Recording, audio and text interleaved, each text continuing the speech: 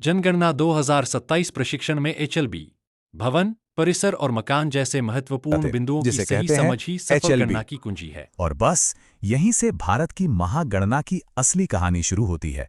इसकी पूरी नींव इसी छोटी सी लेकिन सबसे महत्वपूर्ण इकाई पर टिकी हुई है।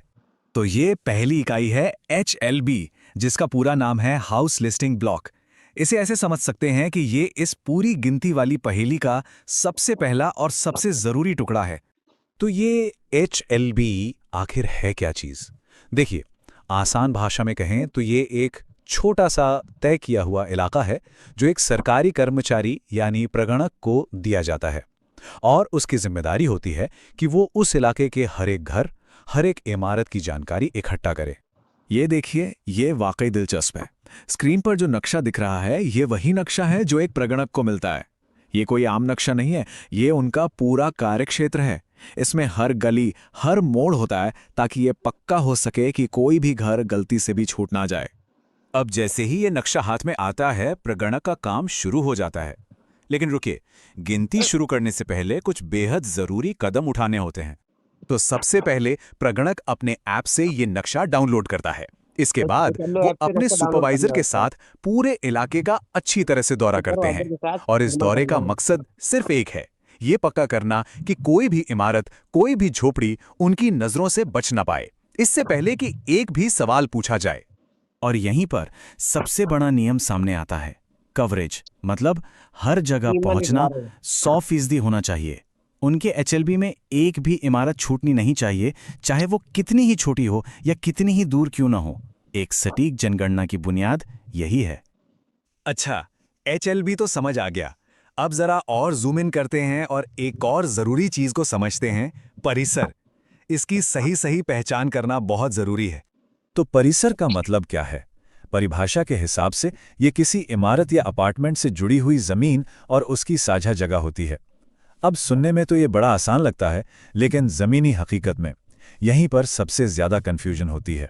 और यहीं पर एक बहुत दिलचस्प बात सामने आती है। परिसर के लिए दीवार या बाउंड्री का होना जरूरी नहीं है। जी हाँ, एक खुली जगह भी परिसर हो सकती है। ये बात हमारी आम सोच से थोड़ी अलग है ना? चलिए एक आसान सा उदाहरण देखते हैं। ये एक घर है जिसके चारों ओर एक साफ सुथरी बाउंड्री वॉल है। ये एक क्लासिक परिसर है। इसे पहचानना सबसे आसान काम है। लेकिन अब इन तस्वीरों पर नजर डालते हैं। एक तरफ एक ऐसा घर है जिसकी कोई चार दीवारी नहीं है, फिर भी ये एक परिसर है।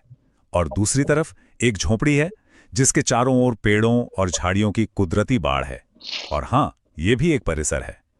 इससे ये बात बिल्कुल साफ हो जाती है कि परिसर का मतलब सिर्फ ईंट की दीवारों से नहीं होता। तो प्रगणकों के लिए सबसे बड़ी सीख यही है कि सिर्फ दीवारों को देखकर फैसला नहीं करना है। ध्यान इस बात पर देना है कि उस जगह का इस्तेमाल कैसे हो रहा है। सही पहचान की असली कुंजी यही है। तो अब सवाल उठता है कि इन छोटी छोटी बातों पर, इन डिटेल्स पर इतना ध्यान देना आखिर जरूरी क्यों है? HLB और परिसर की सही पहचान के असली मायने क्या हैं? देखिए, इस सटीकता के मायने बहुत बड़े हैं। यही सुनिश्चित करता है कि कोई भी, एक भी इंसान गिनती से बाहर ना रह जाए। इसी डेटा से यह तय होता है कि किस इलाके को कितने स्कूल चाहिए, कितने अस्पताल और कितनी सड़कें बनेंगी। यहां तक कि चुनावों में सीटें भी इसी आधार पर तय होती हैं। मतलब जमीन पर किया गया एक एक छोटा काम सीधे सीधे देश के भविष्य को आकार देता है। भारत की जनगणना, जरा सोचिए, दुनिया के सबसे बड़े कामों में से एक। लेकिन ये सब शुरू कहाँ से होता है? दो बहुत ही मामूली लगने वाले शब्दों से, भवन और मकान। आज हम इन्हीं के बीच का फर्क समझेंगे। तो सारी कहानी शुरू होती है इन दो शब्दों से, भवन और जनगणना, मकान। सुनने में तो बड़े सीधे साधे लगते हैं, है ना? लेकिन यकीन मानिए, एक सही गिनती की पूरी नींव इन्हीं की परिभाषाओं पर टिकी है। और फील्ड पर सबसे ज्यादा कंफ्यूजन भी यही होता है। तो सबसे पहले समझते हैं भवन क्या है। ये सबसे सीधी साधी चीज है, एक फिजिकल स्ट्रक्चर। तो देखिए, आधिकारिक परिभाषा क्या कहती है। भवन मतलब जमीन पर खड़ी एक सिंगल संरचना, जिसकी आमतौर पर 4 दीवारें और एक छत हो, बस इतना ही। एक ढांचा जिसे हम देख सकते हैं, छू सकते हैं। और देखिए, भवन का मतलब सिर्फ एक जैसी इमारतें नहीं है। ये एक मल्टी स्टोरी अपार्टमेंट भी हो सकता है, एक सिंगल फैमिली घर भी, और यहाँ तक कि एक शिकारी का टीपी जैसा गैर पारंपरिक ढांचा भी। मतलब शक्ल सूरत से ज्यादा उसके होने पर जोर है। तो एक सबसे जरूरी नियम, गोल्डन रूल क्या है? छत वो जरूर है होना छत। चाहिए। किसी भी ढांचे को भवन कहलाने के लिए छत का होना एकदम जरूरी है। अगर छत नहीं छत नहीं तो वो है तो वो भवन की भवन गिनती नहीं में माना जाएगा। नहीं इसको आएगा। सभी प्रगणक सुपरवाइजर नोट कर लेकिन लें। यहाँ एक मजेदार बात है, दीवारें जरूरी नहीं हैं। हाँ, सही सुना। जरा सोचिए, एक शेड जो सिर्फ खंभों पर खड़ा है और ऊपर एक छत है, उसे भी एक भवन गिना जाएगा। है ना दिलचस्प? ठीक है, तो भवन तो समझ आ गया। अब चलते हैं तीसरे और ज्यादा अहम हिस्से पर, जनगणना मकान। और यहीं पर असल कहानी बदलती है, क्योंकि यहाँ बात सिर्फ ढांचे की नहीं बल्कि उसके इस्तेमाल की है। तो इन दोनों में फर्क क्या है? देखिए, भवन एक फिजिकल स्ट्रक्चर है, लेकिन जनगणना मकान उसके इस्तेमाल की एक इकाई है। भवन की पहचान उसकी छत से होती है, पर जनगणना मकान की पहचान होती है उसके दरवाजे से, उसके एंट्रेंस से। और सबसे बड़ी बात, एक भवन में कई मतलब एक से ज्यादा जनगणना मकान हो सकते हैं। तो अब आते हैं सेक्शन 4 पर। वो चीज जो सबसे ज्यादा जरूरी है, वो है प्रवेश द्वार। ये देखिए, ये है सीधी सीधी परिभाषा। एक भवन या भवन का वो हिस्सा जिसका एक अलग मुख्य प्रवेश द्वार हो। बस यही है कुंजी। पूरा खेल इसी अलग मेन एंट्रेंस का है। वो एंट्रेंस चाहे सीधे सड़क पर खुले या किसी कॉमन आंगन या सीढ़ियों से हो। ये तस्वीर देखिए, इससे सब कुछ पानी की तरह साफ हो जाएगा। ये जो अपार्टमेंट ब्लॉक है, ये एक सिंगल स्ट्रक्चर है, तो ये हुआ एक भवन। लेकिन इसके अंदर 4 अलग अलग फ्लैट हैं और चारों के अपने अपने दरवाजे हैं, तो ये हो गए 4 जनगणना मकान। एक भवन, 4 मकान, सिंपल। लेकिन रुकिए, कहानी में एक ट्विस्ट है। हमेशा नियम सीधे सीधे लागू नहीं होते, और ये दिखाता है कि जनगणना का काम कितना फ्लेक्सिबल भी होता है। तो अब दिमाग में सवाल आएगा कि एक अपार्टमेंट ब्लॉक तो हमेशा एक ही भवन होता है ना? हमने अभी अभी यही तो सीखा। और यहीं आता है वो आहा मोमेंट। बाईं तरफ देखिए, केस ए। ये है स्टैंडर्ड नियम, एक स्ट्रक्चर मतलब एक भवन और उसके अंदर 8 घर। लेकिन अब दाईं तरफ देखिए, केस बी। ये है अपवाद। अगर म्युनिसिपैलिटी या कोई लोकल अथॉरिटी हर फ्लैट को पहले से ही एक अलग बिल्डिंग नंबर दे देती है, तो जनगणना के लोग भी उसे 8 अलग अलग भवन मान लेंगे। ऐसा इसलिए ताकि लोकल रिकॉर्ड्स और जनगणना के डेटा में कोई गड़बड़ ना हो। अब आखिरी सेक्शन में ये समझते हैं कि ये इतनी बारीकियां, ये सब परिभाषाएं आखिर इतनी मायने क्यों रखती हैं? ये इतना जरूरी क्यों है?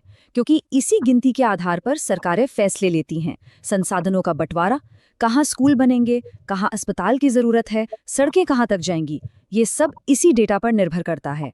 सही डेटा मतलब सही प्लानिंग, और सही प्लानिंग मतलब देश का सही विकास। ये प्रभावी शासन की बुनियाद है। तो सवाल ये है कि इस पूरी गिनती का बेसिस क्या है? मतलब जब कोई सेंसस वाला कर्मचारी किसी के दरवाजे पर दस्तक देता है, तो वो एक परिवार को कैसे डिफाइन करता है? क्या ये खून का रिश्ता होता है, शादी? जो भी दिमाग में आ रहा है ना जवाब, वो बिल्कुल नहीं है। और जवाब ये रहा, जनगणना के लिए परिवार का मतलब खून का रिश्ता नहीं बल्कि साझा रसोई है। हाँ, किचन। इसका मतलब पता है क्या है? अगर एक ही घर में 2 भाई अपनी अपनी पत्नियों के साथ अलग अलग चूल्हे पर खाना बनाते हैं, तो जनगणना की नज़र में वो 2 अलग अलग परिवार हैं। कमाल है ना? सब कुछ किचन पर डिपेंड करता है। चलिए इसकी ऑफिशियल डेफिनेशन भी देख लेते हैं। जनगणना में एक हाउस होल्ड यानी कि परिवार का मतलब है रिलेटेड या अनरिलेटेड लोगों का एक ग्रुप जो एक साथ रहते हैं और एक कॉमन किचन से खाना खाते हैं। इसमें ध्यान देने वाली बात है अनरिलेटेड शब्द, यानी जिनका कोई रिश्ता ना हो। और सबसे जरूरी हिस्सा, एक कॉमन किचन। यही वो चाबी है जो सब कुछ तय करती है। ठीक है, तो अब जब ये किचन वाला नियम समझ आ गया है, तो आगे बढ़ते हैं। अब गिनती की 3 बेसिक यूनिट्स को समझना जरूरी है, बिल्डिंग, सेंसस हाउस और हाउस होल्ड। इन्हीं तीनों से पूरी गिनती का ढांचा तैयार होता है। तो इन तीनों में आखिर फर्क क्या है? देखिए, बिल्डिंग तो हो गई एक पूरी की पूरी स्ट्रक्चर। अब उस बिल्डिंग के अंदर हर वो हिस्सा जिसका बाहर से अपना एक अलग दरवाजा है, उसे कहते हैं सेंसस हाउस। और फिर उस सेंसस हाउस के अंदर हर वो ग्रुप जो अपना किचन शेयर करता है, वो है एक हाउस होल्ड। तो ऐसे समझिए, एक बड़ी बिल्डिंग में कई सारे सेंसस हाउस हो सकते हैं, और क्या पता किसी एक सेंसस हाउस के अंदर भी एक से ज्यादा हाउस होल्ड रह रहे हों। चलिए, डेफिनेशन तो हो गई। अब देखते हैं कि ये नियम असल दुनिया में कॉम्प्लिकेटेड सिचुएशंस में कैसे काम करते हैं। असली मजा तो अब आएगा। एक गांव का एग्जाम्पल लेते हैं। वहाँ क्या होता है, अक्सर एक ही परिवार के पास सोने के लिए एक अलग झोपड़ी होती है, खाना पकाने के लिए अलग जगह और अनाज रखने के लिए कोई और कोठरी। अब देखने में तो ये सब अलग अलग स्ट्रक्चर हैं, लेकिन सेंसस वाला इन्हें एक ही यूनिट मानता है। क्यों? क्योंकि ये सब सिंगल यूज प्रिंसिपल के अंडर आती हैं। मतलब एक ही परिवार अपनी जिंदगी चलाने के लिए इन सब का इस्तेमाल कर रहा है। तो इसे ऐसे समझ सकते हैं, जनगणना करने वाला असल में लोगों को नहीं बल्कि किचन को गिन रहा है। रसोई ही वो सेंटर पॉइंट है जिससे सब कुछ जुड़ा हुआ है। अच्छा, अब शहरों की तरफ आते हैं। यहाँ एक सीधा साधा एग्जाम्पल देखते हैं। एक नॉर्मल अपार्टमेंट बिल्डिंग सोचिए। मान लीजिए उसमें 12 फ्लैट्स हैं, हर एक का अपना दरवाजा, अपनी रसोई। तो यहाँ मामला बिल्कुल सिंपल है, एक बिल्डिंग, 12 सेंसस हाउस और 12 हाउस होल्ड। लेकिन अब जरा बिल्डिंग नंबर 5 पर नजर डालते हैं। यहाँ मामला थोड़ा पेचीदा है तो ये एक ही बिल्डिंग, पर सेंसस के हिसाब से इसके अंदर 3 अलग अलग यूनिट्स हैं। कौन सी है ये? तो ये 3 यूनिट्स क्या है? पहली, मेन घर जहाँ फैमिली रहती है। दूसरी, सर्वेंट क्वार्टर जिसका अपना अलग दरवाजा हो सकता है। और तीसरी यूनिट हो सकती है कोई दुकान या ऑफिस जो उसी बिल्डिंग का हिस्सा हो, मतलब एक नॉन रेसिडेंशियल एरिया। और यहीं पर किचन वाला नियम फिर से हीरो बन जाता है। सर्वेंट क्वार्टर को एक अलग हाउस होल्ड क्यों गिना जाता है? क्योंकि सर्वेंट मालिक के किचन में नहीं बल्कि अपनी अलग जगह पर खाना बनाता है। मतलब अलग किचन तो अलग हाउस होल्ड, भले ही सब एक ही छत के नीचे क्यों ना रह रहे हों। ये एग्जाम्पल इस नियम को एकदम क्रिस्टल क्लियर कर देता है। ठीक है, तो अब ये तो पता चल गया कि गिनना क्या है, पर ये कैसे पक्का किया जाता है कि हर एक दरवाजा गिना जाए, कुछ भी छूटे नहीं? इसके लिए एक बहुत ही सिस्टमैटिक तरीका है। तो कोई घर छूट ना जाए, इसके लिए एक फिक्स्ड रास्ता होता है। कर्मचारी हमेशा किसी भी एरिया के नॉर्थ वेस्ट कोने से शुरू करते हैं और फिर एक सांप की तरह जिग-जैग पैटर्न में आगे बढ़ते हैं। एक गली पूरी की, फिर दूसरी। ये एक बहुत ही ऑर्गेनाइज्ड तरीका है। और मान लीजिए कोई बिल्डिंग छूट गई या 2 नंबरों के बीच कोई नई बिल्डिंग बन गई, तो सिस्टम उसके लिए भी तैयार है। उसे बस एक सब नंबर दे दिया जाता है। जैसे 10 और 11 के बीच में कोई बिल्डिंग आई तो उसे नंबर मिलेगा 10/1। दरवाजों पर ऐसे नंबर लिखे हुए शायद देखे भी होंगे। इनका एक खास मतलब होता है। पहला नंबर है बिल्डिंग नंबर, और ब्रैकेट के अंदर जो नंबर है वो बताता है कि उस बिल्डिंग में कितने सेंसस हाउस हैं। तो अगर कहीं 102-3 लिखा दिखे तो इसका मतलब है बिल्डिंग नंबर 102 और इसके अंदर 3 अलग अलग यूनिट्स हैं। तो काफी कुछ समझ लिया हमने। चलिए एक बार फिर से इस पूरी गिनती के सबसे जरूरी जो कोर प्रिंसिपल्स हैं उन्हें फटाफट रिवाइज कर लेते हैं। तो बस सब कुछ इन 4 नियमों पर टिका है। बिल्डिंग एक सिंगल स्ट्रक्चरल यूनिट है। सेंसस हाउस की पहचान है उसका अलग मेन एंट्रेंस। हाउस होल्ड की पहचान है कॉमन किचन, और जहां भी मामला फंसता है वहां सिंगल यूज का प्रिंसिपल काम आता है। ये 4 नियम समझ लिए तो समझिए जनगणना की पूरी प्रणाली समझ ली।